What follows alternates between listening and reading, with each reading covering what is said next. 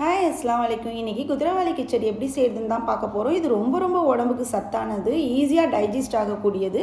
இப்போ வாங்க எப்படி செய்யுதுன்னு பார்க்கலாம். ஸ்டவ் ஆன் பண்ணி பாத்திரத்தில் எண்ணெய் போட்டு காஞ்சதும் கடுகு, கடலைப்பயிர், உளுத்தம்பருப்பு இதெல்லாம் நல்லா பொரிஞ்சு வந்ததும் நம்ம 2 வெங்காயம் கட் பண்ணி வச்சுருக்கோம். கூடவே கொஞ்சம் உப்பும் சேர்த்து இதை நல்லா வதக்கி விட்டுக்கிட்டு பச்சை மிளகா, கருவேப்பிலை இதையும் போட்டுக்கிட்டு ஒரு தக்காளி கட் பண்ணி வச்சுருக்கோம். அந்த தக்காளியை போட்டு நல்லா கிளறி விட்டுக்கோங்க. தக்காளி நல்லா வதங்கி வந்ததும் பீன்ஸ், கேரட் கட் பண்ணி வச்சதையும் போட்டு நல்லா அந்த எண்ணெயோடு நல்லா பச்சை வாசனை போகிற அளவுக்கு வதக்கி விட்டுக்கலாம்.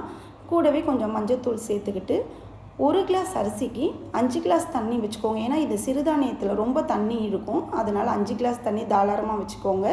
இப்போது தண்ணி கொதித்து வந்ததும் அந்த அரிசியை போட்டு நல்லா கிளறி விட்டுக்கோங்க. வெந்ததும் இது பாருங்கள், சூப்பராக நம்மளோட குதிரைவாலி கிச்சடி ரெடி ஆகிடுச்சு. டேஸ்ட் பண்ணி பார்த்துட்டு லைக் பண்ணுங்கள், ஷேர் பண்ணுங்கள்.